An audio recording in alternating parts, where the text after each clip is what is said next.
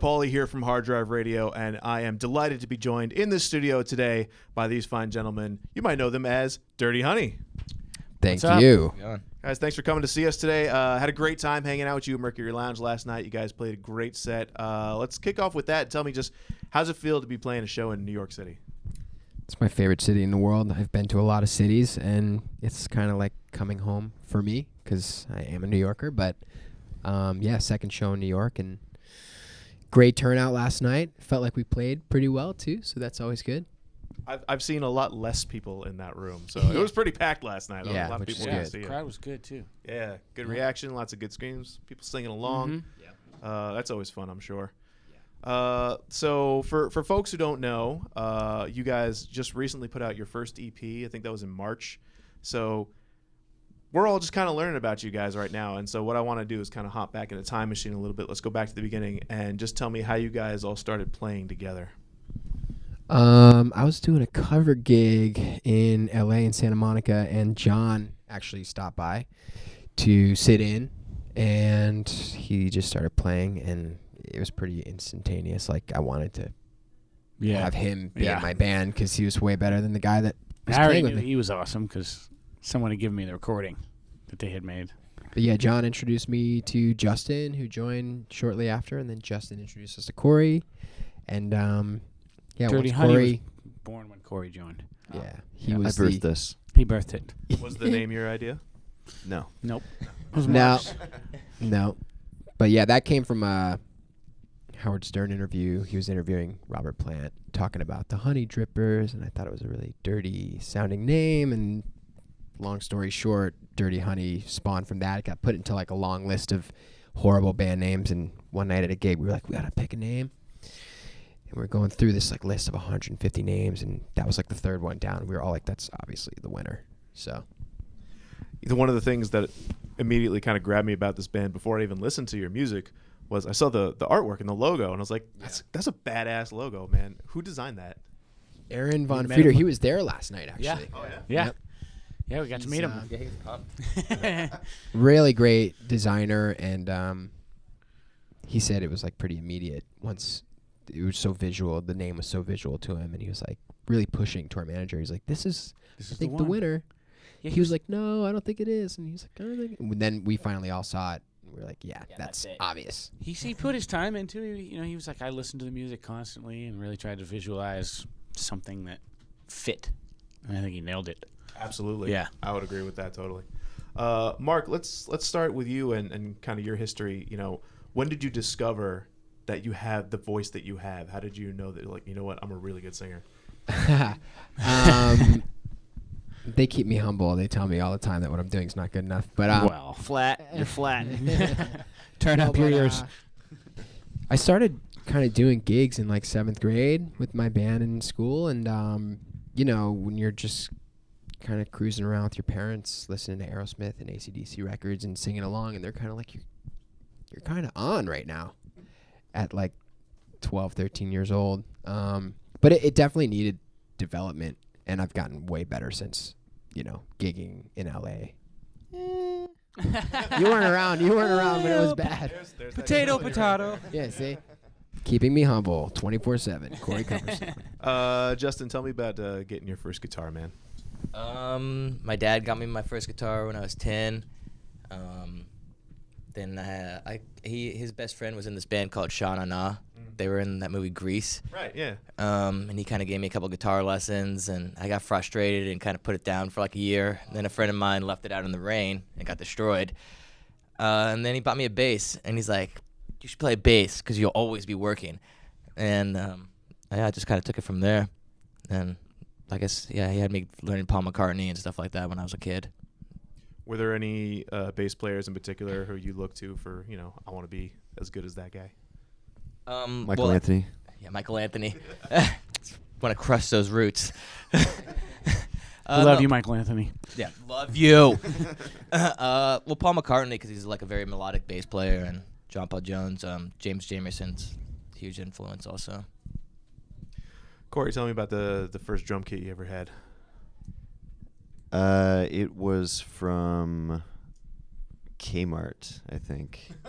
and it was a Marc II percussion. It was like basically a toy drum set, and I used to wear ski gloves in my bedroom, playing along to all kinds of classic rock and stuff. And eventually, my dad was like, "Hey, you're actually like kind of all right. Like, let's try getting you like a real set." So the real set was, it was funny. We were like driving around trying to shop for an actual drum set, and we like went and looked at a bunch of different stuff, and one of them was like this 70s Ludwig that was sick, but at the time like had no reference point for what a cool drum set was. So we were like, that one sucks. Then we went with this other one that like actually sucked but like looked shinier. So and it had this like obscure off-brand laser cymbals. It's not even a thing. No. John, how about your first guitar? My first guitar was an Aria Telecaster copy, 70s, like cream yellow, given to me by this guy who worked for my dad when my dad had a woodworking shop. Yeah, and I now realized that he was stoned all the time.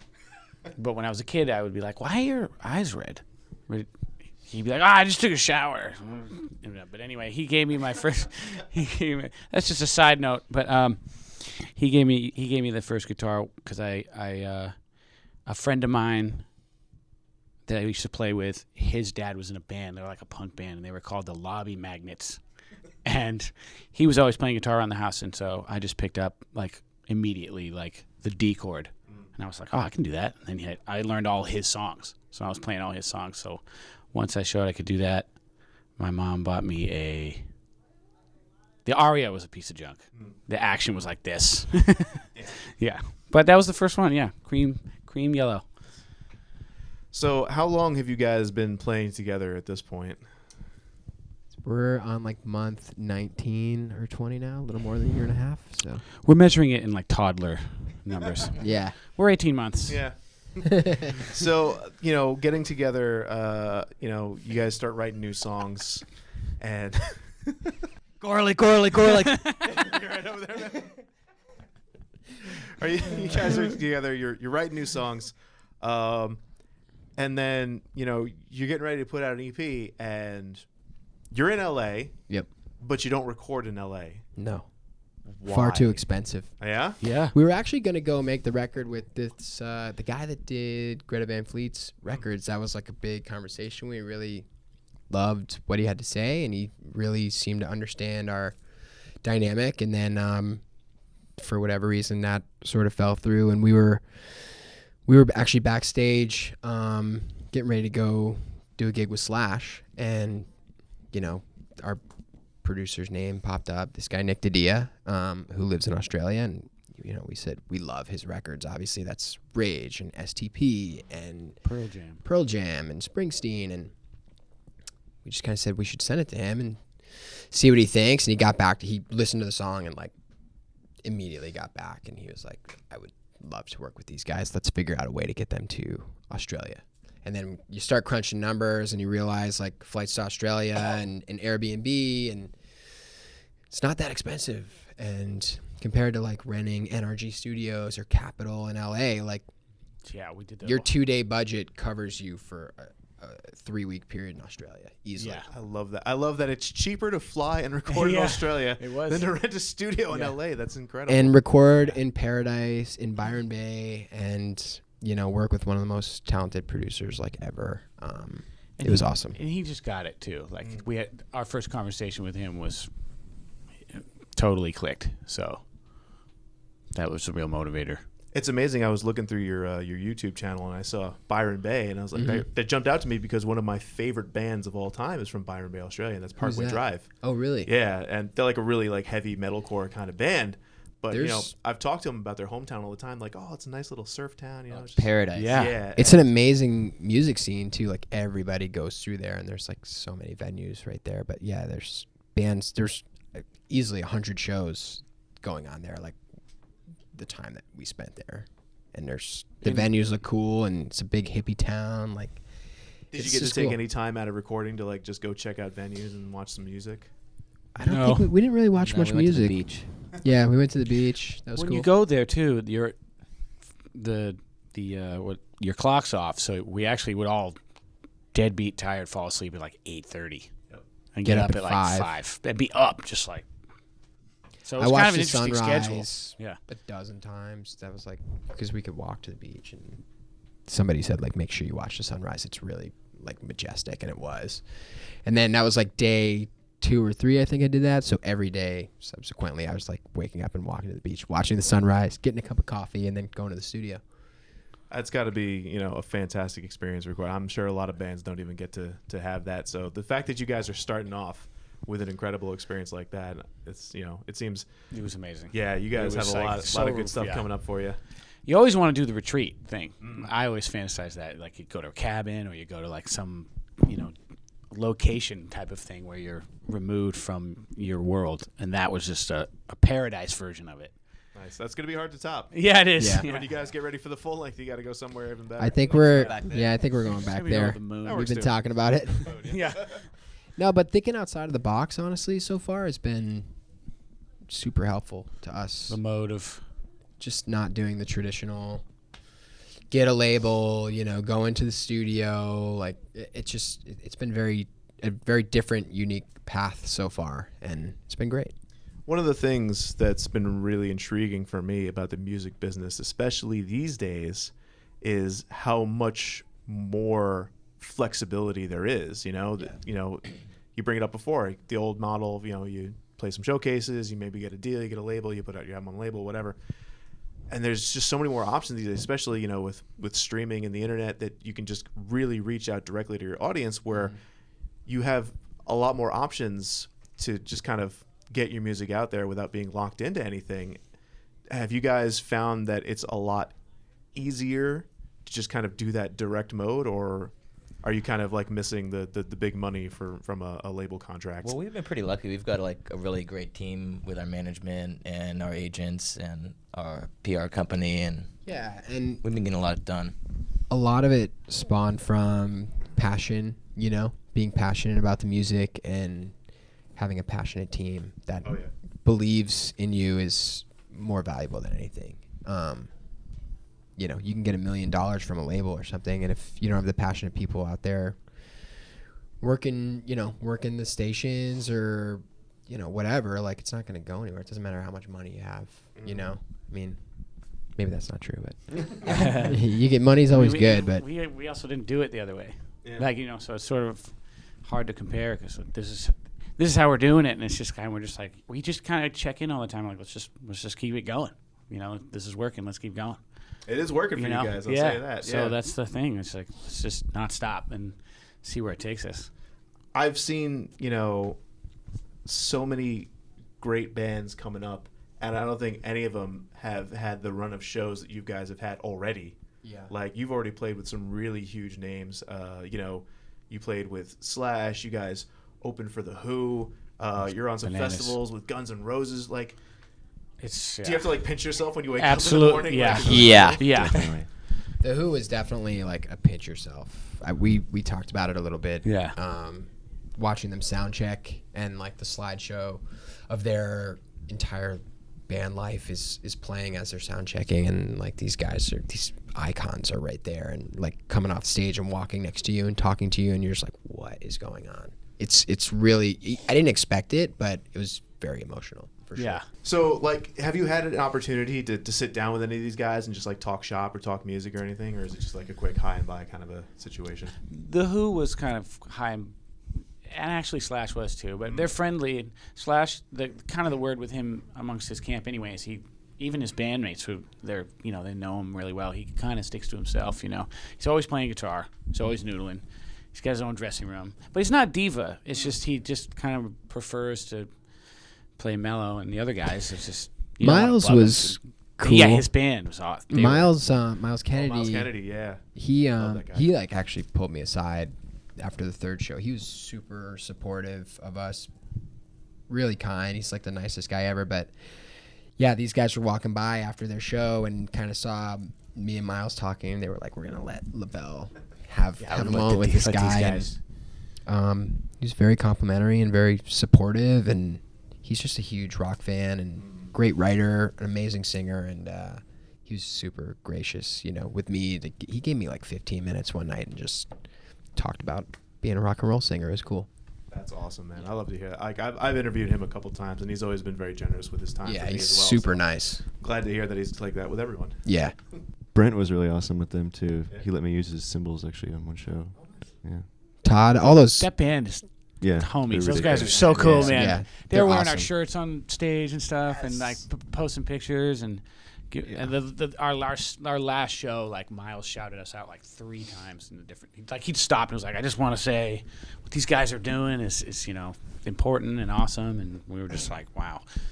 That's fantastic. I Yeah. love to hear that. I was also very excited to see that you guys were on that run with Red Sun Rising because I Yeah. love those guys too. And Awesome guys. Yeah, I great think dudes. they're amazing musicians and they're great dudes. Did you guys have a lot of fun on that run? Yeah.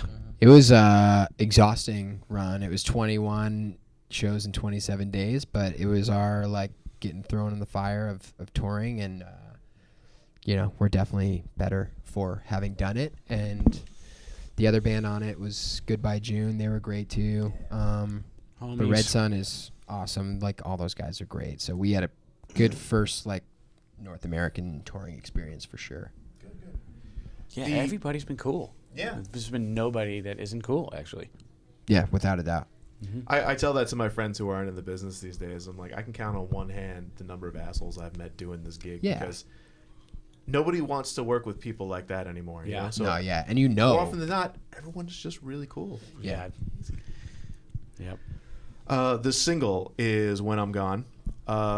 Just give us a little insight into what went, into writing that tune. Started with my riff, which actually, for a long time, was different. It had the intro, the da da da da da da, Yep. but then it finished differently for a long time. And one day I just realized classic riffs are just a little simpler, which Marc's always harping on me about that too, And AC/DC, Highway to Hell. Ba-na-na. Yeah, we're like, wow, we're still more complicated than that even. But yeah, so we had the riff and we had the groove. The basic vibe of the tune was there. Marc and I had a chorus from a different song. I mean, his light bulb moment was to bring that over to this song. That's kind of really where it lyrically. Yeah, and lyrically, I had like a chip on my shoulder that I don't know if that comes off or not in the tune, but yeah, it took flight when I meshed those two things together, and you go over to Australia, and Nick Didia gets the perfect performance out of everybody, and you get what you hear. It's awesome. Yeah. How did Nick push you when you guys were recording that too? And like, He just dude, he knows just the right amount of like live that needs to be in there, and just the right amount of like nuance to make it feel energetic. It was like a push to not be so self-critical for me. Especially, it was like, no, dude, you gotta it was good enough the first time you did it. Like, you don't need to redo Yeah. it 50 more times. Or It was amazing. hard Yeah. for me. that's actually the opposite, because normally I hear about producers, they'll make you do something 15 times over because they want to try and get the best one out of you. I think it's rare that the first one you do. What and song you're like, is one take? Rolling Sevens, Rolling Sevens is one take. one drum take. Really? And we did some other songs that was like literally, we're still kind of working on the arrangements of the tune and like kind of just practicing it in the studio, and like some of those drum takes ended up being like the take. It's crazy. Yeah, it's And he's just really in tune to that energy. And he's got a subtle skill of like, because Corey obviously wanted to. He's like, I know the tune now. Can I do another take? And, he had the good skill of just being like, no, yeah, later, or we'll just not go away. Like he could get us. He knew when to kick us out of the room. You know what I mean?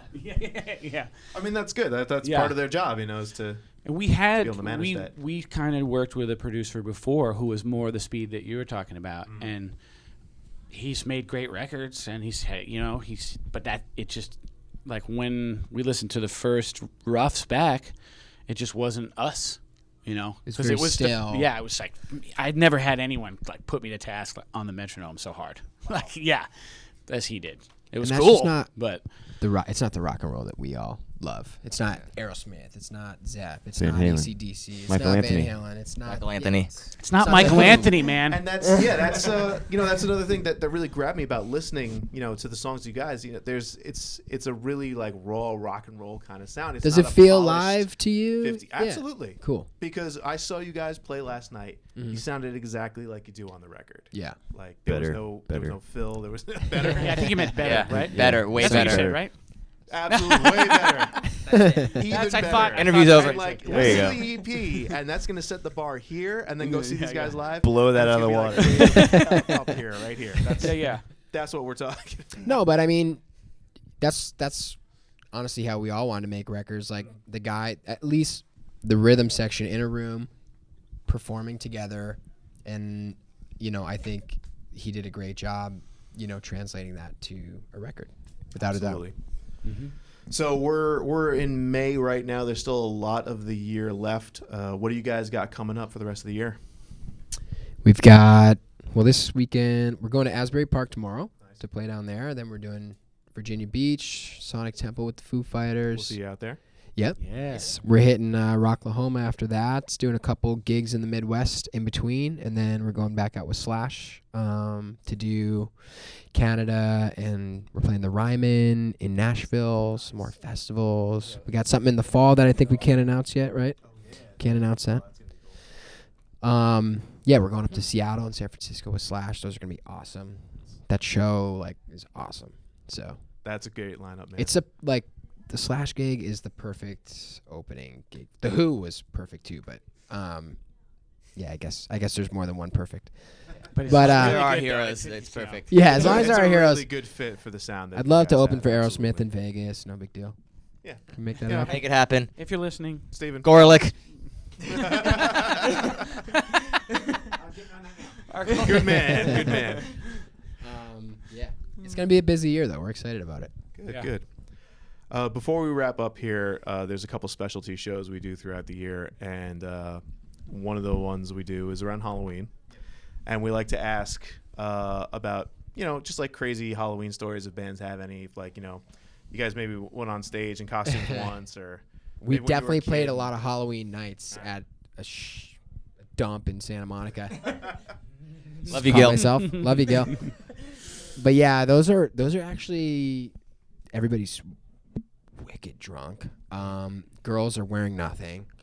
Guys can sometimes be wearing nothing too. There's a lot of those like Borat one-piece bathing suits that come out. yeah. I feel like I got a video of us playing with a giant dancing bear. Yeah, you it was a definitely have Ted, that. like the movie Ted. Oh yeah, but yeah, he was. but it was full on like taller than me. Yeah. There's a picture. Yeah, there is a picture somewhere. There was a guy at one of those gigs. I think it was on Halloween. There was a magician that stopped by, and he just was like, "Hey guys, yeah, magician, blah blah." And then he was Blew like our minds. literally blew our minds. Was spinning cards around his body, like defying gravity. I wish I knew his name, but he just came in. No, He it was. I ran away. I he literally blew was like, our I can't minds, do and then Sorcery. nobody got his name. I know. We don't know who Yeah. he is. He just felt like blowing Did some he make you people's sign minds. anything before you ran away? No, maybe he Have you checked did. if I your don't soul know. is still there. It probably isn't. I wasn't there It before. was the devil. Yeah. Well, this has been an absolute blast, guys. Thank you so much for coming to see us today. Ladies and gentlemen, Dirty Honey, going on the road with Slash. Make sure you go see him. Woo!